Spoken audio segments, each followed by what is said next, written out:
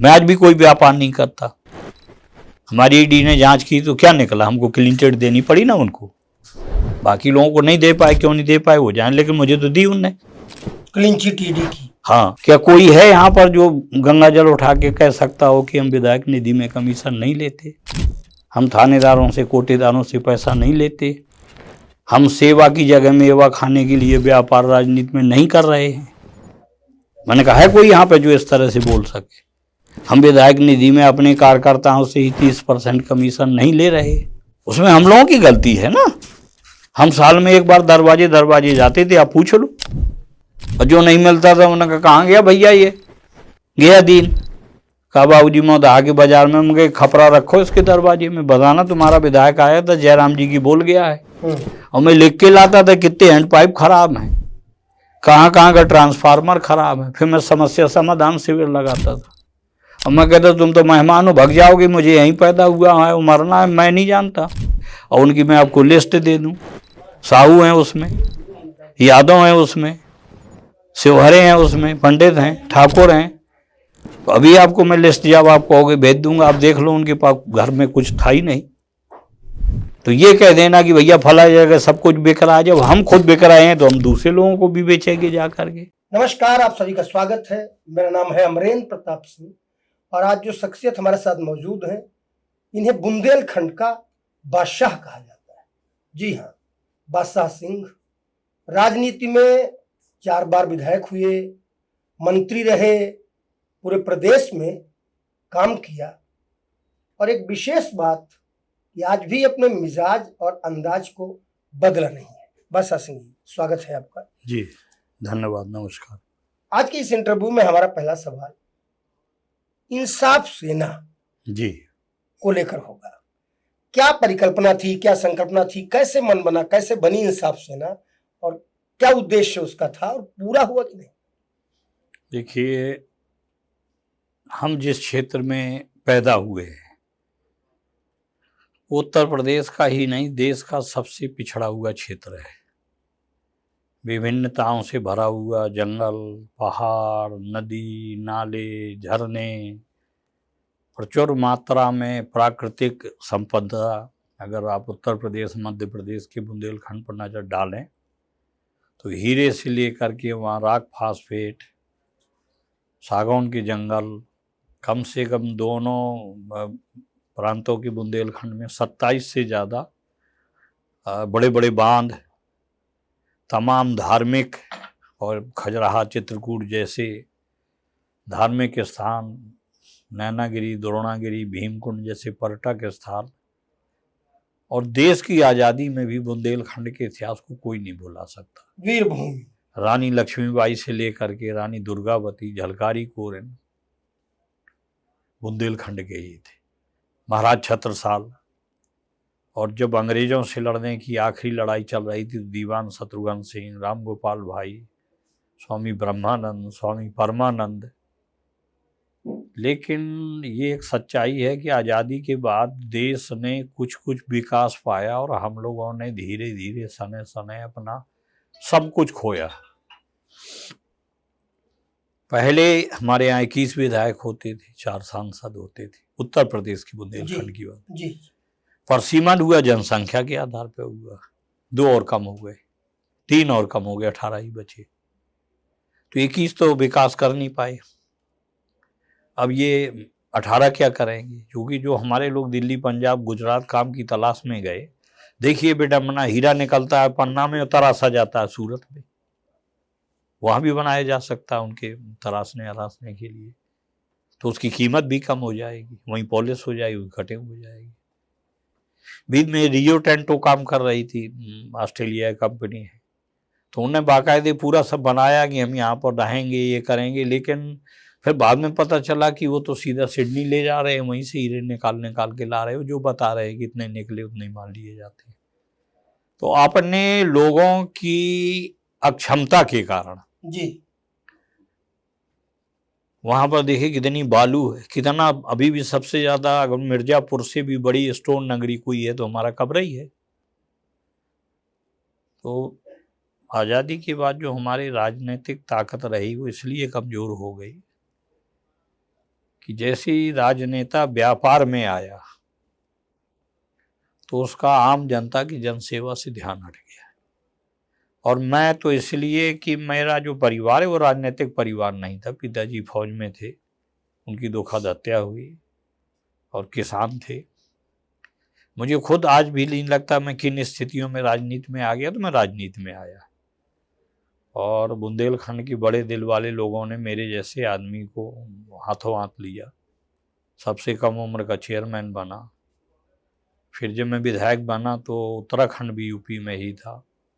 425 में एक ही विधायक मुझसे छोटा था, पवन पांडे, 5-6 महीने।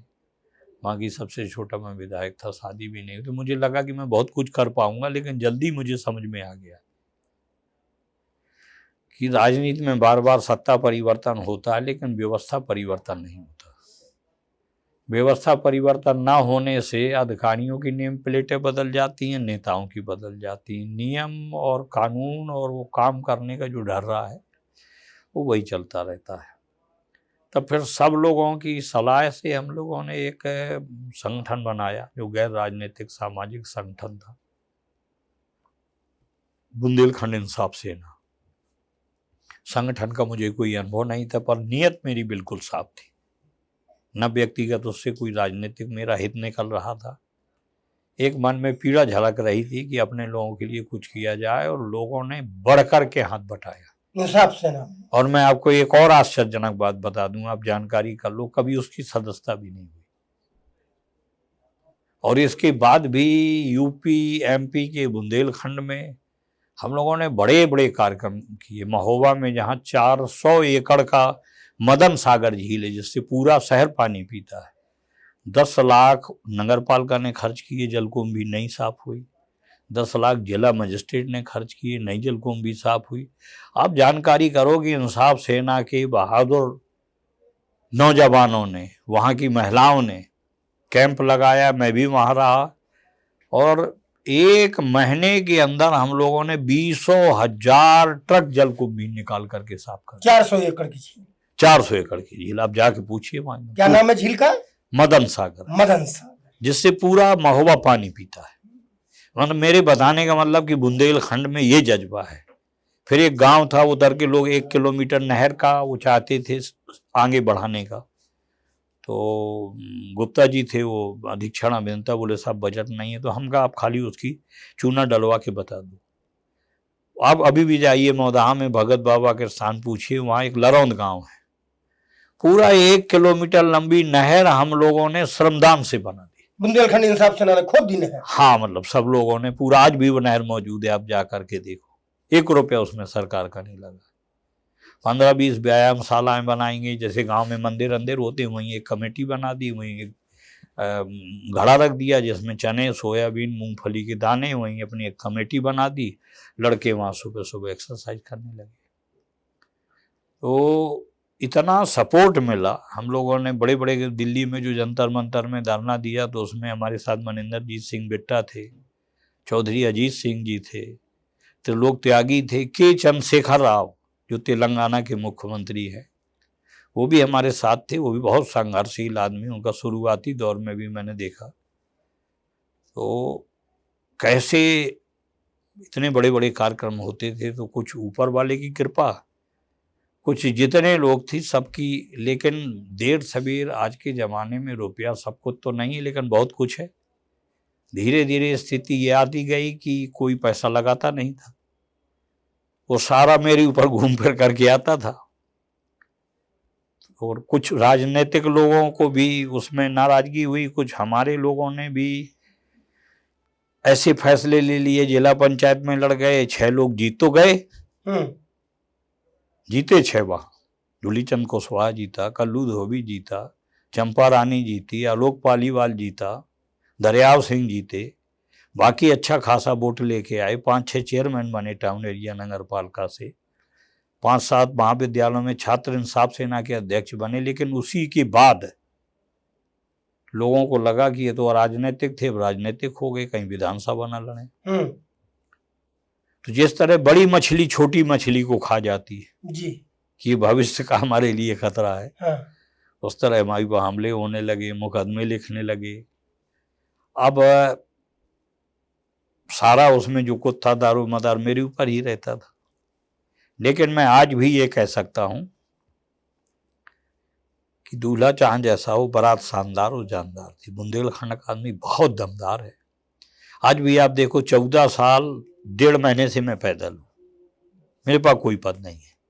14 साल 1.5 महीने से? हाँ, लेकिन आप उधर आइए, जब मैं निकलूंगा तो सत्ताधारी दल के नेताओं के साथ जितने लोग निकलेंगे उससे ज्यादा लोग हमारे साथ निकलेंगे। इसका मतलब आप तो जो हमारा उस निर्णय पे कायम है कि इंसाफ सेना सही कदम था।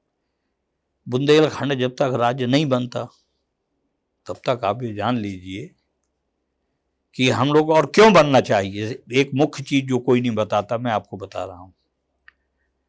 जब देश को आजादी मिली, मैं तो आपको एग्रीमेंट दूंगा, तो हमारे सभी उत्तर प्रदेश बुंदेलखंड के राजाओं ने एक साथ मिलकर के, गृह मंत्री थे जो उस समय वल्लभ भाई पटेल जी, उनसे मीटिंग की, और मेनन उनके जो वो थे प्रमुख सचिव, उन्होंने कहा भाई राष्ट्र के व्यापक हित में हम अपने राज्य और जागीरें भारतीय संघ में विलय कर रहे हैं, पर हमारी भाषा की विविधता है, हमारी भौगोलिक स्थिति अलग है, हमारी परंपराएं अलग हैं, हमारी समस्याएं अलग हैं। इतने बड़े देश में हमारे लोग बाद में अपने अधिकार से वंचित न हो जाएं, इसलिए सबको मिला के एक अलग राज्य बनाया जाए। वो भी एग्रीमेंट हुआ, उसकी मैं कॉपी आपको भेजूंगा। बहुत अच्छा। इसके बाद विंध्य प्रदेश नाम का एक राज्य बना उस एग्रीमेंट के तहत, विंध्य प्रदेश। 9 गांव उसकी राजधानी बनी, और स्वर्गीय कामता प्रसाद सक्सेना उसके मुख्यमंत्री बने। उन्होंने अपना कार्यकाल पूरा किया, फिर स्वर्गीय गोविंद नारायण सिंह मुख्यमंत्री बने। इसके बाद पता नहीं उनको लगा हो कि सारा खनिज यहीं पर है और सारा जितना पैसे की वो है संभावना है, तो उसको तोड़ करके फिर 2 राज्यों में उसको कर दिया गया। अब हम लोग प्रदर्शन करें तो भोपाल बहुत दूर है, लखनऊ बहुत दूर है, और दिल्ली बहुत दूर है। तो ये सारी स्थितियां हैं, लेकिन सच्चाई के लिए, अच्छाई के लिए और अपने लोगों के उज्जवल भविष्य के लिए मेरे पिताजी कहते थे कि हमेशा संघर्ष करना चाहिए, और उसमें मीडिया ने भी बढ़ चढ़ के हम लोगों को बड़ा सहयोग प्रदान किया। ठीक, ये जवाब तो हुआ। अब अगला सवाल है कि एक यात्रा जो शुरू हुई भारतीय जनता पार्टी के नेता के रूप में, 2 बार विधायक हुए, फिर बहुजन समाज पार्टी तक गए, मंत्री बने, काम किया, कांग्रेस पार्टी में भी हाँ, मैं राजबब्बर रहे। हाँ, राजबब्बर जी ने बुलाया आपको, मित्र हैं हमारे, अच्छे नेता हैं। और अभी पिछले चुनाव में समाजवादी पार्टी के साथ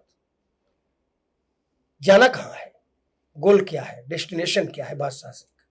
देखिए, व्यक्ति, अगर मैं अपने बारे में गलतफहमी में नहीं रहता, मेरी बुनियादी जो कमजोरियां हैं, मैं अपने पूरे राजनीतिक जीवन में 20 बार दिल्ली गया हूँ, और उसमें भी 4-5 बार गैर राजनीतिक यात्रा में गया। मेरा एक दोस्त तिहाड़ जेल में बंद था, तो मैं उससे मिलने गया। मैं तो जिससे दोस्ती रखता हूँ तो रखता हूँ। राजबब्बर जी अभी पार्लियामेंट लड़ रहे थे, तो मैं उनके उसमें गया। तो मतलब मेरी जो दिल्ली में अब तक का पैदा हुआ 15 राजनीतिक यात्रा है। लखनऊ में बहुत ही कम रहता हूँ। पत्थर हमने कभी कहीं कोई लगाया नहीं, हमारा एक आपको मिलेगा नहीं।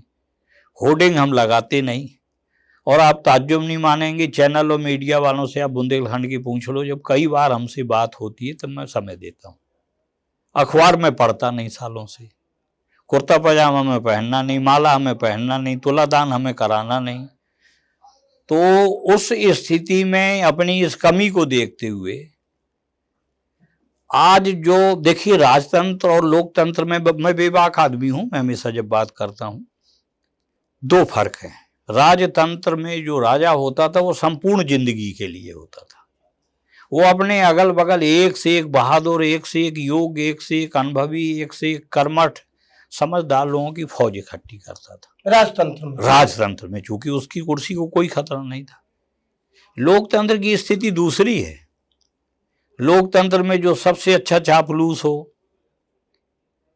जी हजूरी करता हो, उसके नीचे कोई, लोकतंत्र में तो अगर आपका जनाधार है तब तो आपके लिए बहुत खतरा है। हाँ, हर नेता सोचता है कि हमारे लिए भविष्य का खतरा है, इसको ये मटेरियल है, ये हमें नुकसान न पहुंचा दे, ये इसको साफ करो। अब जो राजनीति का प्रोटोकॉल है उसको मुझे फॉलो नहीं करना। मुझसे राजनाथ सिंह जी ने कहा था बहुत पहले, जब कल्याण सिंह जी मुख्यमंत्री थे, कि अगर तुम लोकसभा लड़ना चाहो तो तुम्हारी रिपोर्ट ठीक है, तुम्हें लड़ाया जा सकता है। मैंने कह दिया कि मैं लोकसभा नहीं लड़ूंगा। फिर गंगाचंद राजपूत लड़े थे, वो जीते भी थे। हमने कहा दिल्ली मेरी बस की नहीं। हाँ, मैंने कहा दिल्ली मेरी बस की नहीं है। तो ये आप विश्वास मानिए कि मैं राजनीति में कभी बहुत बड़ी महत्वाकांक्षा लेके नहीं आया। मैं राजमाता साहब की आंख का तारा था, पूरा उनका ट्रस्ट मैं ही देखता था। कितने बड़े बड़े नेताओं को बताएं, लेकिन आप किसी भी दल के तो परिस्थितियां आती नहीं कि हम फील्ड पर काम कर रहे हैं, साइलेंट बम है। मैं आज भी कोई व्यापार नहीं करता। हमारी ईडी ने जांच की तो क्या निकला, हमको क्लीन चिट देनी पड़ी ना उनको।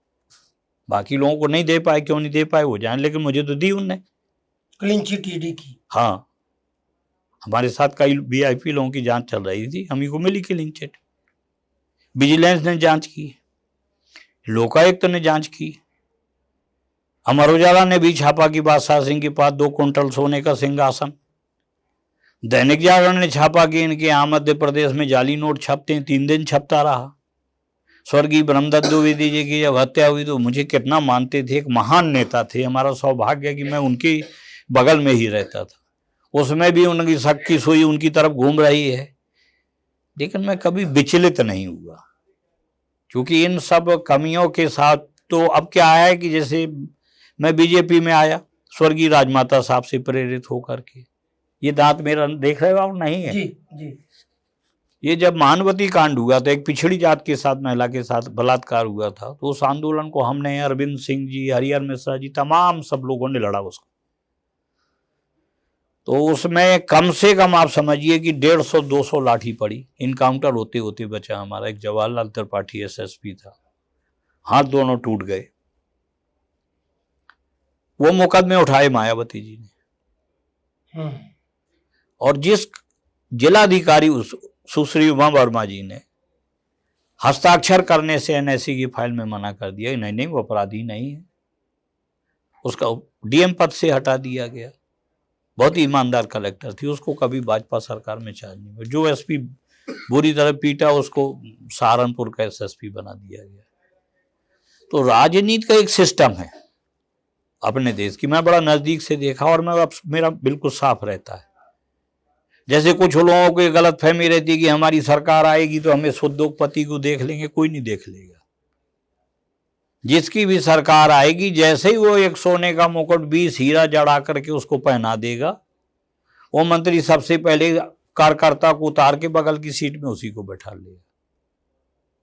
तो जो अपर लेवल पर आ गए, मैं नाम नहीं लेना चाहता, हमारे बहुत अच्छे मित्र हैं, आप जान जाएंगे, अब रिटायर्ड हो गए, एक अधिकारी थे, बहुत लंबे थे वो। तो कांग्रेस सरकार में कांग्रेसियों के नाक के बाल होते थे, फिर भाजपा सरकार में भाजपाई बिना उनके कुछ नहीं किए, दिल्ली तक ले गए, सेवा विस्तार दिया। सपा सरकार में सपाइयों के सबसे खास थे, और बसपा सरकार में बसपाइयों के सबसे खास थे। तो यहाँ 3 तबका है। तो जो स्वाभिमानी आदमी है उसके लिए राजनीति ठीक नहीं। मैं सच बताता हूं, मेरे मन में पता नहीं कितनी बार आया कि मैं क्यों हूं राजनीति। आप पता कर लो जाकर के, ईश्वर तो सब देख रहा। हमने कभी विधायक निधि में 1 रुपया कमीशन नहीं लिया, कभी भी। नौकरियां हमने दी, गरीब से गरीब लोगों को हम लिस्ट दे दें, ऊपर हर जाति तो ये यात्रा भी सामान्य ही है। तो भाजपा से बसपा से हमारी एक गलत फहमी यह है कि मैं छोटा आदमी हूं, लेकिन मैं हमेशा बड़े लोगों में रहा। मैं स्वर्गीय राजमाता साहब के साथ बैठता था, उनका सिंधिया देवस्थान ट्रस्ट देखता था। ट्रस्ट में भी ईश्वर जानता, हमने कभी डीजल नहीं लिया। अभी वसुंधरा जी आपको बता देंगे, अभी 6 महीने पहले उनका फोन आया था और डांट रही थी कि मैं तेरे से 5 साल बड़ी हूँ, तो मुझे फोन नहीं करता। मगर दीदी गलती हुई। तो जो आदमी लखनऊ में 25 दिन चिपका रहेगा, सुबह सुबह बुक्का, जैसे आम का सीजन आया तो घर में एक भी आम का पेड़ ना हो, यहाँ से अच्छे आम ले लो साहब, पहला आम आया बाग में तो हमने सोचा आपको दे दें, नेताजी खुश हो गए। भले घर में बाग क्या एक पेड़ ना हो। है ही नहीं, होगा कहाँ से। वाह हाँ, वाह। तो नेताजी खुश हो गए। अब उन्होंने कहा यार फला आदमी 6 महीने से कहाँ लापता है। तो जो दरबार की राजनीति है उसमें हम कभी सेट हो नहीं पाए। तो जैसे अब नाराजगी हुई, तो मैं तो उस तरह का स्वभाव से विद्रोही आदमी हूं ना। मेरा बचपन पिताजी की हत्या के बाद में बहुत गरीबी में गुजरा है, मैं अपनी असलियत नहीं छिपाता। आप विश्वास मानिए मैं 24-24 घंटे पानी पी के रहा हूं। मैं बड़े भाई से लड़के घर से भाग निकला, कभी 8 दिन में नाक रगड़ोगे हम नहीं आएंगे। तो पारिवारिक मकानों में 16 साल गए नहीं। तो मैंने जीवन में, ये मेरे पिताजी कहते थे कि सम्मान सबको दो, अभिमान बुरी चीज है, लेकिन कुछ पाने के लिए चापलूसी किसी की मत करो। अपन लोग राजा राव राम बख्श सिंह के वंशज है, उन्नाव से गए हम लोग। अब बोले हम लोग सम्राट रहे, हर्षवर्धन जैसा महान शासक हम लोगों के कुल में था। हम लोग राजा रहे, सम्राट के जागीरदार रहे, लेकिन जब धर्म कर्म साहस चरित्र पुरुषार्थ से हीन हो गए तो आज ट्रैक्टर चला रहे। अब इसके नीचे कहाँ जाएंगे, कोई हमारे को बता नहीं सकता कि हमने उससे चंदा लिया या मांगा व्यापारी। धर्म कर्म साहस पुरुषार्थ गया, चरित हुआ तो चरित्र भी चला गया। तो कल तक हम लोग हीरो थे, आज हम जीरो हैं। गलती तो हम लोगों की है। तो हमने देश को हमेशा बड़ा माना, कुर्सी को हमेशा छोटा माना। आप देखिए मैं भाजपा से विधायक था और सरकार महोबा जिला बनाने के लिए विधानसभा का घेराव हो रहा था। हमसे लोगों ने कहा आप चलोगे कि हम 100% चलेंगे। मैं बैठ गया, गिरफ्तार हो गए हम लोग, शाम को पुलिस लाइन से छोड़े गए। ये हुआ मुख्यमंत्री जी ने बुलाया, कहा यार तुम रूलिंग पार्टी के विधायक हो, हमको बाबूजी मरने के बाद हम उसी गांव के मरघाटा में फूके जाएंगे, कुर्सी तो आज है नहीं रहेगी। तो पुराने नेताओं में बड़प्पन होता था, हंसने लगे। फिर अतिक्रमण हट रहा था, टंडन जी बहुत मानते थे हमको, महान नेता थे। पहले वो परिवार जैसा समझते थे वर्कर को। पहले वाला मामला कल्याण सिंह जी के साथ। हाँ, तो इसके बाद में दूसरी बार में टंडन जी थे नगर विकास मंत्री, अतिक्रमण हट रहा था, मायावती सरकार। तो मैंने कहा कि मुस्करा और मौदहा वो खरेला मैं नहीं हटने दूंगा। मुस्करा मौदहा खरेला, हाँ वो मेरी विधानसभा में पढ़ते थे। कहा भाई वो सरकार का आदेश है। मैंने कहा देखो भाई गरीब इलाका है, एक पटरी का दुकानदार एक परिवार चला रहा है, मैं उनकी बददुआ नहीं ले पाऊंगा। और सरकार का में बहुत मोह नहीं है, अगली बार टिकट देना हो न देना या न देना। टंडन जी इतने महान नेता थे कि उन्होंने बुला के डांटा, बाद में कहा तू हमेशा सिर दर्द बना रहता है, क्या करना है। हमको चाचा वो इलाही तालाब के पास ढेर सारी जमीन पड़ी है बेकार नगर पालिका की, ये गरीब लोग हैं, इनको फ्री में दुकानें लाट कर दीजिए, धीरे धीरे खुद हट जाएंगे। और उत्तर प्रदेश में व्यवस्था केवल एक जगह हो गई, लेकिन हमने हटने नहीं दिया। तो ऐसा नहीं है कि हम सत्ता में भी रह करके विवाद के केंद्र में रहे। जैसे आलोक कुमार जो आपके प्रमुख सचिव स्वास्थ्य हैं इस समय, ये मेरे डीएम थे, बिहार के थे, ईमानदार आदमी, काम करने वाला आदमी। भाजपा का एक नेता इनको नापसंद करता था, राजनाथ सिंह जी पे दबाव डाल के मुख्यमंत्री उसको हटवा दिया। राजनाथ जी मुख्यमंत्री थे मैंने विधानसभा से त्याग पत्र भेजा लिख करके, क्या फायदा जब हम एक अच्छे अधिकारी की हिफाजत नहीं कर सकते। तो उन्होंने फोन किया कि अरे आप क्यों ऐसा कर रहे हैं, विवाद हो रहा है, हम लोग तो नौकरी में रहते ही हैं। मैंने कहा मैं न तुम्हारी मदद कर रहा हूँ, न मैं इसलिए कर रहा हूँ, मैं इसलिए कर रहा हूँ कि आप एक अच्छे अधिकारी थे और इस जिले के विकास कार्यों को नया जिला गति दे रहे थे। तो जैसे पांडे जी थे, कमिश्नर थे हमारे यहाँ चित्रकूट मंडल के, जैसे वो हटाए गए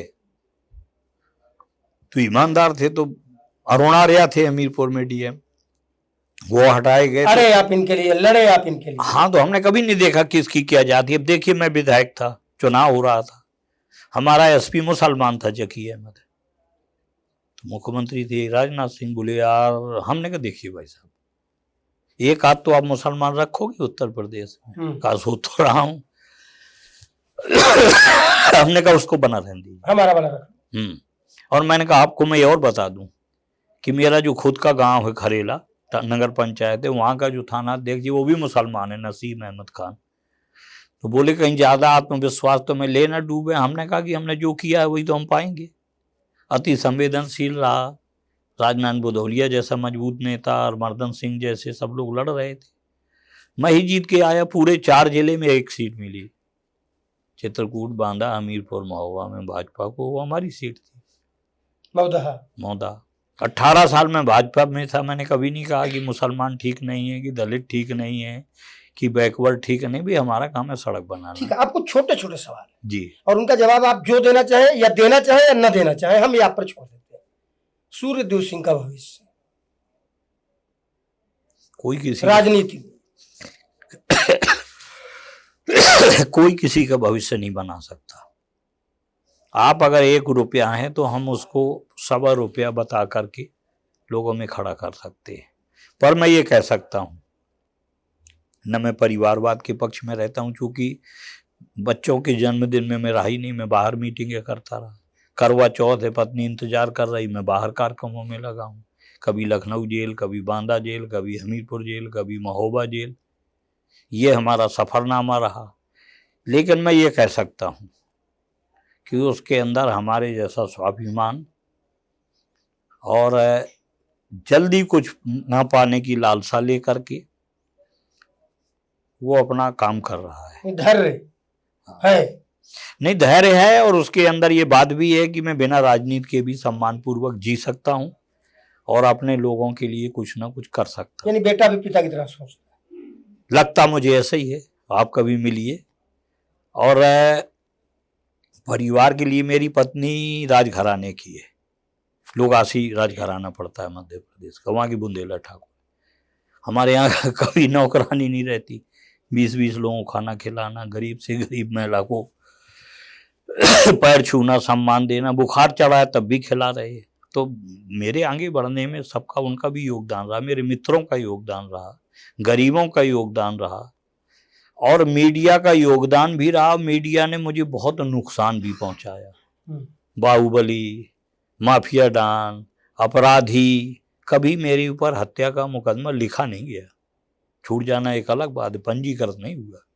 कभी डकैती का मुकदमा, कभी लूट का मुकदमा, कभी अपहरण का मुकदमा, कभी चोरी का मुकदमा, कभी जुए का मुकदमा, किसी महिला से दुराचार से संबंधित कोई मुकदमा नहीं लिखा गया। बाहुबली हो गए, हाँ, दुनिया में हो गए। हाँ, उनको लगा कि इसके अंदर ईगो बहुत है, और जबकि ऐसा कभी नहीं रहा। साधारण साधारण आदमी। हमने कहा छोटे छोटे सवाल। हाँ। सूर्यदेव पर बात हो गई। अब अगला छोटा सवाल ये है कि क्षत्रिय होना, क्षत्रिय के घर में जन्म लेना, क्षत्रिय का बेटा होना राजनीति में कहीं से फायदेमंद भी है या केवल नुकसानदेह है आज की राजनीति? देखिए, उसके लिए भारत की राजनीति में 3 फैक्टर है मेरी समझ में: अर्थ, बर्थ और व्यर्थ। अगर आप बहुत बड़े घर से हैं आर्थिक आधार पे, तो जन्म से ही आपको विशेषाधिकार मिल गया। किसी बहुत बड़े राजनीतिक परिवार से आए हैं तो उसको भी आपका लाभ मिलेगा, उसको आप। और एक व्यर्थ फैक्टर है। आप विश्वास मानिए कि मैं 18 घंटे काम करता हूं, कभी आप आइए हमारे घर में, एक एसी नहीं मिलेगा, एक कूलर नहीं मिलेगा, और 50 टेम्परेचर में भी मैं तड़तड़ाता हुआ निकल जाऊंगा। मैं मंत्री भी रहा, कभी मिलने वालों की मैंने सूची नहीं बनवाई, वहीं बैठ के खाता जाऊंगा। 100-100, 200-200 लोगों को, वही गरीब लोगों को याद रहा। हर साल इतनी व्यस्तता के बावजूद भी 100-125 गरीब लड़कियों की शादियां, वहां पर दलित, पिछड़ी, अगड़ी, मुस्लिम। तो मैं एक बात जरूर कह सकता हूं कि हम लोग राजनीतिक व्यक्ति नहीं, हम लोग पारिवारिक व्यक्ति हैं। दूसरी बात मैं ये कह सकता हूं कि साख में, चरित्र में, विश्वसनीयता में कोई भी कितनी आलोचना कर ले, आज भी पूरे देश में सब पर भारी है। किसी भी जाति का व्यक्ति अपनी जाति की बाहुल्यता वाली सीट से ही चुनाव लड़के जीत सकता है। मैं मौदा से 4 बार विधायक रहा, और एक चुनाव 80 वोट से हारा था सपा बसपा गठबंधन में। बसीरुद्दीन 112 वोट से पहले 100 गिरा था, सीधा हारा, फिर डाक के भी वोट गिने गए तो 80 वोट से हार गया था। तो हमारे यहाँ भी अगर आप देखें तो ठाकुर ज्यादा नहीं है। मुस्करा विकास खंड में तो 3 गांव छोड़ के ठाकुर है ही नहीं।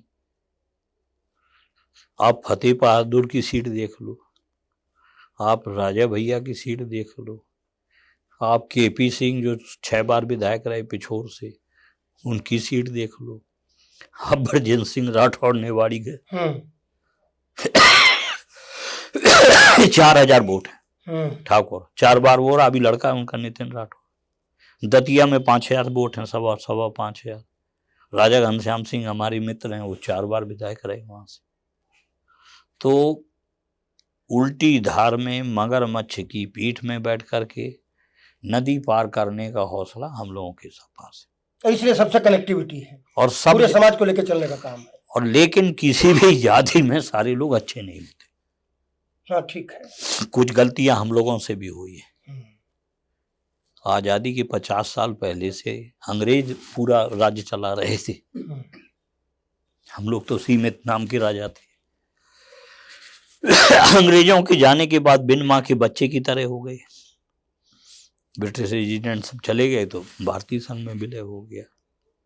लड़ने की बढ़ने की आदत खत्म हो गई। तलवार कोई दे दे, साफा बांध दे, जय जयकार करें, हम लोग खुश हो गए। जो हम लोगों के वफादार लोग थे, खून बहाते थे, उधर हम झांकने नहीं गए, देखने नहीं गए। ये गलती है। और हमारा कोई वफादार आदमी मर गया, वहां हम गए नहीं, और पता चला कोई बेस्या आ गई तो असरफियां दी जा रही हैं। कोई भाट आ गया सूरज चांद से, उसने हमारी तुलना कर दी तो जागीर दी जा रही है। तो आज जो हम करेंगे वही तो आने वाला भविष्य का निर्माण करेगा ना। तो कहीं ना कहीं से फिसलते फिसलते हम लोग बहुत नीचे चले गए। लेकिन अगर आप ऊर्जा एनर्जी की बात करोगे तो दिग्विजय सिंह जी को देख लो, 4000 किलोमीटर 3200 किलोमीटर नर्मदा की पद यात्रा करते निकल गए राघवगढ़। हाँ, उनसे भी मेरी पारिवारिक संबंध है और बहुत पहले से भी है, जयवर्धन तक। हाँ, तो क्या है कि जहां कुछ लेने की लालसा नहीं रहेगी, आपके रिश्ते चलेंगे। अंतिम सवाल और जवाब मैंने जैसा कहा, आप देना चाहें ना देना चाहें, और जो देना चाहें। उत्तर प्रदेश के मुख्यमंत्री योगी आदित्यनाथ, हम दल की बात नहीं कर रहे, हम राजनीति की बात नहीं करते, व्यक्तिगत रूप से उनके 9 साल के कामों को या उनको व्यक्तिगत रूप से अगर आपको समीक्षा करनी हो, अगर आपको उन पर कोई बात कहनी हो, कोई 2 बातें भी कहनी हो छोटी छोटी, तो क्या कहेंगे योगी आदित्यनाथ की? उस बारे में हमारा बोलना कोई उचित नहीं है। मैं जब 91 में विधायक था तो महंत अवैधनाथ जी सांसद थे और हमीरपुर में एक पीके झा कलेक्टर था, उससे मेरा विवाद हुआ। तो कल्याण सिंह जी ने कहा वो ईमानदार है डीएम, मैं नहीं हटाऊंगा और ये अधिकारियों को बड़ा प्रताड़ित करता है। तो उन्होंने कहा अरे भाई पहली बार विधायक बना नया लड़का, राजनीति खत्म कर दोगे क्या,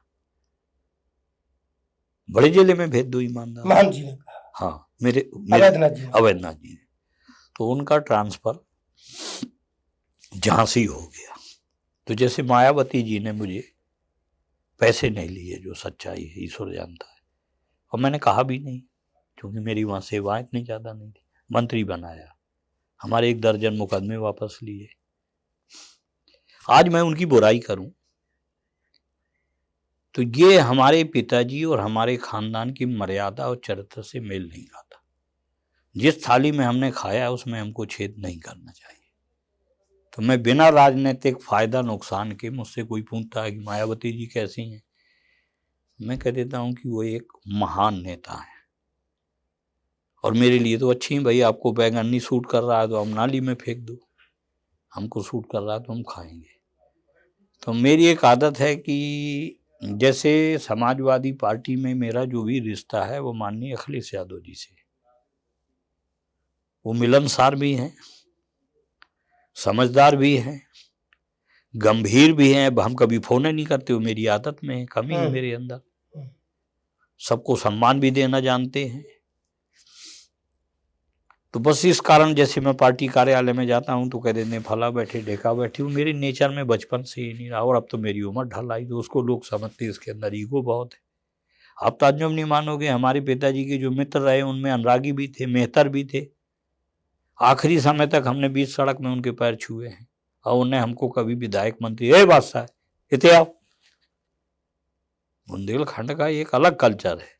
हम लोग जहाँ भी जिससे जुड़े हैं दिल से जुड़े हैं। जो पिता आदमी के साथ कैसे, तो पिता तुल्य नहीं, हमारे यहाँ आज भी भैया ये है कि जैसे जो हमारा समर्थक है, अब आप देखिए मैं 14 साल 1.5 महीने से पैदल हूँ, कैसे लोग हमारे साथ चल रहे हैं। ये जानते कि एक नंबर का ये अपने ढंग का आदमी है, न नफा नुकसान देखना है। मैंने हमेशा देश को बड़ा समझा।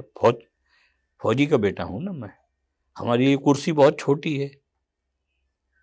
अब देखिए मैं श्रम मंत्री था, आपको बता रहा हूं। इंटर तक पढ़ा हूं मैं। 13 मई 2007 को मैं मंत्री बना।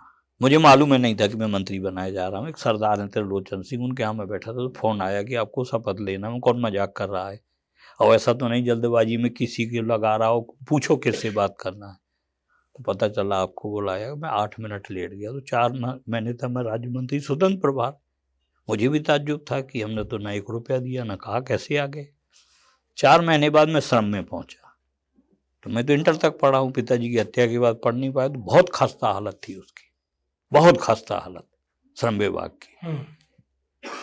आप देख लो निकाल करके, जब आदमी पूरे मन से काम करता तो रिजल्ट आते। तो मैं ही वो मंत्री था कि मेरे समय में ही 1% जितने भी उत्तर प्रदेश में प्रतिष्ठान शासकीय बन रहे थे उनमें संगठित कार्ड धारक श्रमिकों के लिए 1% लगाया गया सेवा कर सेज। और जो केंद्र की कृपा पर चल रहा घर बैठा विभाग था, देखते देखते उसमें हजारों करोड़ रुपए आ गए। हाँ, क्योंकि वो पैसा आने लगा, वो जो 1% इसके पहले क्यों नहीं आया आप देख लो ना। जब मैं बना 15 साल में मजदूरों की तनख्वाह हमने बढ़ाई। फैक्ट्री मालिकों ने कहा कि अरे साहब वो घाटे में, कहा तुम यार कल बंद कर दो। मैं उद्योग मंत्री नहीं हूँ, ये उनका वो है, लेकिन तुम उससे काम बराबर ले रहे हो और पैसा नहीं बढ़ा रहे हो। सब पूरा हमने बैठ करके एकदम ठीक ठाक पैसा बढ़वाया। जितनी यूनियनें थी वो सब उद्योगपतियों की, पालतू लोगों की थी। वो श्रमिकों के लिए कोई काम ही नहीं करते थे। श्री राम सिंह गोंडा के थे, यहाँ ठाकुर ही थे। रजिस्ट्रार में बुलाया, हमका ये बात बिल्कुल ठीक नहीं है, दूसरे यूनियन बनाओ। सब संगठन बुला करके, और बुला करके जो मजदूरों के हित में काम कर रहे थे उनको बनवाया। झांसी में लेबर कोर्ट नहीं थी, तो जब भी बुंदेलखंड में कोई विवाद आए तो कानपुर 3 नंबर कोर्ट में जाइए। झांसी में लेबर कोर्ट की स्थापना की, और आज उसको एक अच्छा और माला माल विभाग बना करके, पहले तो 1 पैसा नहीं था, अब संगठित कार्ड धारक का श्रमिक अगर मरता है तो उसको बीमा का पैसा भी मिलेगा। ये हमारे समय लागू हुआ। अच्छी उच्च शिक्षा में बेटा जाना चाहता है तो हम लोग आधा पैसा देंगे। ESI में डॉक्टरों की नियुक्ति हुई, दवाओं की व्यवस्था हुई। तो एक मरणासन्न विभाग को लेकर ना कभी हमने बड़े बड़े विज्ञापन दिए, लेकिन माननीय मुख्यमंत्री जी का भी भरपूर सहयोग और विश्वास हमको प्राप्त हुआ। खुले हाथों हमको काम करने का। तो आज राजनीति में ये हो गया, मैं नाम नहीं लेना चाहता हूँ, एक आदमी जिसके पास 2 जोड़ कपड़े भी नहीं रहे होंगे, वो आदमी 15 अगस्त को भाषण में कह रहा था कि मायावती जी को हमने नेता बनाया। फिर बाद में हम लोगों से पूछा तो हमने कहा भैया हम तो उनसे लिए हैं, और दुनिया दोनों हाथों से चलती है, एक से लो एक से दो, तो लेने वाला तो हमेशा छोटा होता है। तो आज की जो स्थिति है, कभी कभी तो मैं आपको बिल्कुल दिल से बता रहा हूं कि कहाँ से शुरुआत हुई थी। अभी आखिरी बात मैं आपसे बोलूंगा। क्या हुआ कि एक बाबू बैजनाथ सिंह थे कंडौर के, कई साल जेलों में रहे, जमींदार थे, स्वतंत्रता संग्राम सेनानी थे, दीवान शत्रुघ्न सिंह के सहयोग। तो उनके नाम पर उनका एक भतीजा है, यहाँ रहता है, नाती लड़का बहुत अच्छा है, बिल्डर है, बड़ी मेहनत की उसने, उमाकांत सिंह, लखनऊ में। तो उसने 45 फीट लंबा बढ़िया गेट बनवाया शानदार। तो उसमें सब पार्टियों के नेता इकट्ठे हुए, हमको भी बुलाया गया। 5 मिनट में सब ऐसे भगे कि जैसे कि बैल को छाता दिखाओ भाग जाए। बैजनाथ सिंह के यहाँ से हमको देखते ही। अच्छा, आपको देखते ही भागे? तमाम वहां नेता थे, तो चूंकि मैंने कहा वहां पे कि भाई देखिए ये तो हमारा अतीत था, बाबू बैजनाथ सिंह, दीवान शत्रुघ्न सिंह, ये हमारा अतीत था। इन्होंने लड़ाई लड़ी, देश को आजादी दिला दी। हम लोग वर्तमान है। क्या कोई है यहाँ पर जो गंगा जल उठा के कह सकता हो कि हम विधायक निधि में कमीशन नहीं लेते, हम थानेदारों से, कोटेदारों से पैसा नहीं लेते, हम सेवा की जगह मेवा खाने के लिए व्यापार राजनीति में नहीं कर रहे हैं? मैंने कहा है कोई यहाँ पे जो इस तरह से बोल सके? हम विधायक निधि में अपने कार्यकर्ताओं से ही 30% कमीशन नहीं ले रहे, तो कहाँ से शुरू हुए, चलते चलते आकर के कहाँ खड़े हो गए? तो क्या राजनीति व्यापार करने के लिए है? तो हमने कहा ये हमारा वर्तमान है, और वर्तमान में जो हम गलतियां कर रहे हैं वो भविष्य का निर्धारण करेंगे। और मैं जो हमेशा झेलता रहता हूं, मैंने कहा उसका कारण ये है कि मैं कड़वा सच बोलता हूं, और व्यक्ति उसको ले लेते हैं कि ये हमारे, हमने कहा बताओ मैं कहाँ पे व्यापार कर रहा हूँ, कौन सी बालू की खदान में, या पेट्रोल पंप में, या गैस की एजेंसी में? तो आज जो स्थिति है जी, हम लोग डांग बांग्ला में बैठते थे, ये होता था कि भाई कह दो डीएम साहब से 11 बजे आ जाए, सीडीओ को इतने बजे बुलाओ, एडीएम को इतना, डीएफओ को इतने बजे। है हिम्मत किसी के कोई बुला दे? बदली है चीजें, उसमें हम लोगों की गलती है ना। हम साल में एक बार दरवाजे जाते थे, आप पूछ लो, और जो नहीं मिलता था उन्होंने कहा कहाँ गया भैया, ये गया दिन। कहा बाबूजी मौदा के बाजार में मुझे खपरा रखो इसके दरवाजे में, बताना तुम्हारा विधायक आया था, जयराम जी की बोल गया है। और मैं लिख के लाता था कितने हैंड पाइप खराब हैं, कहाँ कहाँ का ट्रांसफार्मर खराब है, फिर मैं समस्या समाधान शिविर लगाता था। और मैं कहता तुम तो मेहमान हो, भग जाओगे, मुझे यहीं पैदा हुआ है, मरना है, मैं नहीं जानता। मैंने अगर कह दिया कि दशहरा को रोहारी की बिजली जलना है तो दशहरा को जलना ही है, वो जली। अधिकारियों से कह दिया, हाँ, बैठ करके। फिर इसके बाद मैं मेहमान हूँ, हाँ, हमें तो यहीं रहना है। तो राजनीति कैसी चलती है? साख और विश्वसनीयता से आप कितना भी चलाओ, सवर्णों के खिलाफ विरोध, हम भी तो हैं सामान भर के। तो जब बार बार एक नेता ने कहा कि अरे इसने कल्याण सिंह जी का विरोध किया है और उनके खिलाफ विधायकों को ले जाके दिल्ली में परेड कराई है, और तुम लोगों के वोट से विधायक बन जाता है। उमा जी का इसने विरोध किया बड़ा मलहरा में, मेरा विरोध किया, राजपूतों से उन्होंने कहा, वो अपनी एक उमा जी की पार्टी से एक राजपूत को भी खड़ा किया गया। ठाकुर वहां मुस्करा ब्लॉक में थे नहीं, है भी नहीं, 2-3 गांव छोड़ के, लेकिन जीता तो मैं ही सब राजपूत गांव से। तो जिस तरह से दूध और पानी मिल जाता है, अब जो दोगे वही मिलेगा। हम बिल्कुल, ईश्वर जानता, हमने कभी किसी से छल नहीं किया। हमने राजपूतों के लड़कों को नौकरियां दी, कुशवाहों के लोगों को, मुसलमानों के लड़कों को, और उनकी मैं आपको लिस्ट दे दूं। साहू हैं उसमें, यादव हैं उसमें, शिवहरे हैं उसमें, पंडित हैं, ठाकुर हैं। तो अभी आपको मैं लिस्ट जब आप कहोगे भेज दूंगा, आप देख लो, उनके पास घर में कुछ था ही नहीं। तो ये कह देना कि भैया फला जगह सब कुछ बिक रहा है, जब हम खुद बिक रहे हैं तो हम दूसरे लोगों को भी बेचेंगे जा करके। बादशाह सिंह जी, हमने जो भी सवाल पूछा जवाब उन्होंने अपने तरीके से सबका दिया। अब उनकी किस बात में क्या चीज सही है और क्या गलत है, हम इसका निर्णय नहीं कर सकते। ये लोकतंत्र है, और लोकतंत्र में जनता जनार्दन और जनता हो आप भी देख लो कि इनकी बात में क्या सही है और क्या गलत, और बताओ हमें कमेंट्स में कि बुंदेलखंड के बादशाह कहे जाने वाले बादशाह सिंह और अब उनके युवा राजनीतिक पुत्र सूर्यदेव सिंह जाएंगे कहां? नमस्कार।